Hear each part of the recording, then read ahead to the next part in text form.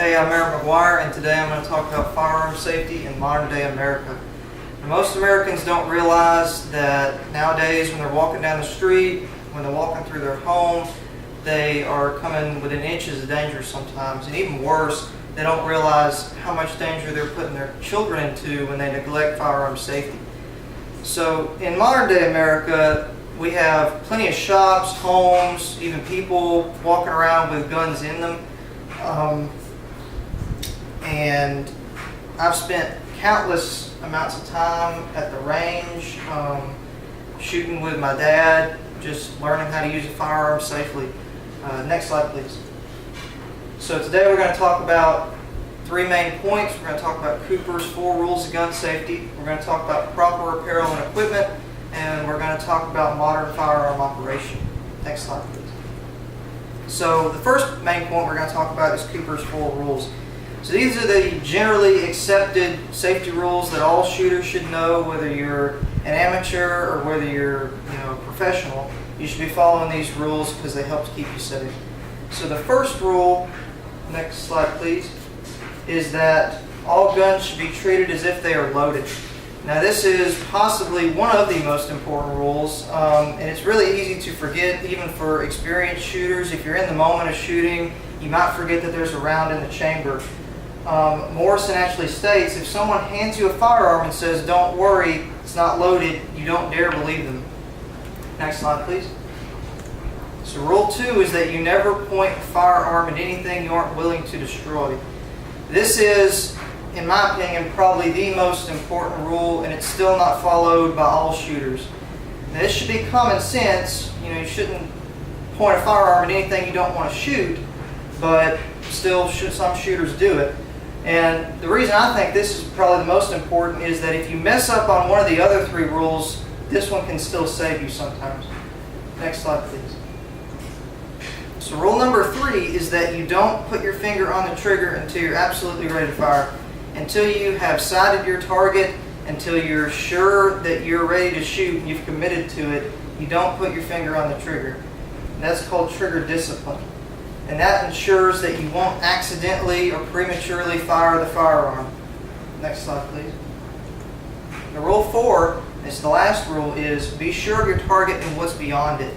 And this is probably the most forgotten rule, but it's still very important to remember. Even if what you've sighted and what you've committed to shooting looks fine, that doesn't mean that things further down the range aren't.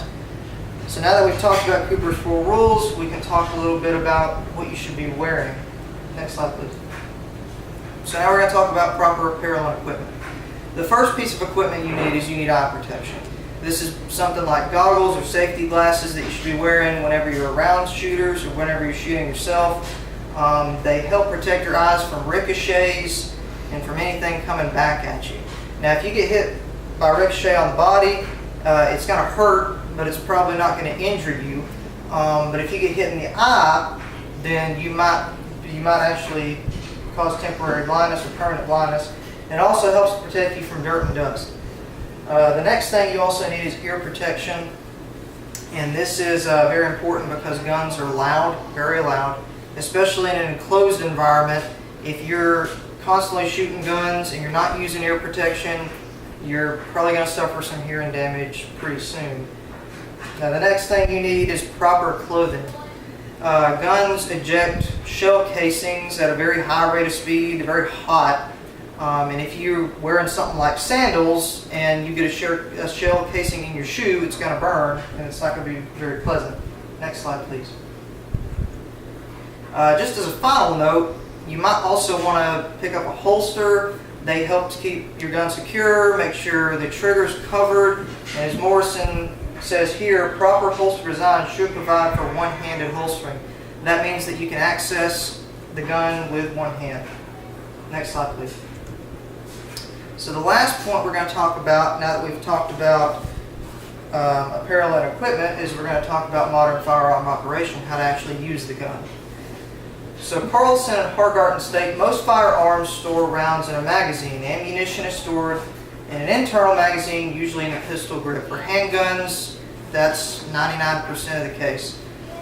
You're going to load your magazine with rounds, and then you're going to actually slide the magazine up into the pistol's grip.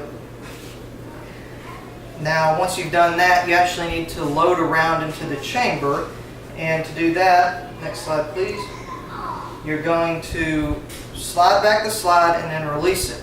And that'll put a round in the chamber. At that point, the gun is actually loaded and ready to fire.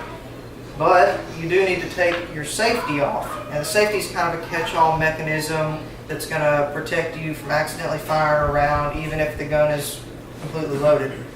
Now, to actually fire, you want to disengage the safety, sight your target, and have a nice, smooth trigger pull. Next slide, please. So in conclusion, we've discussed Cooper's 4 rules, we've discussed equipment and apparel, and we've discussed modern firearm operation.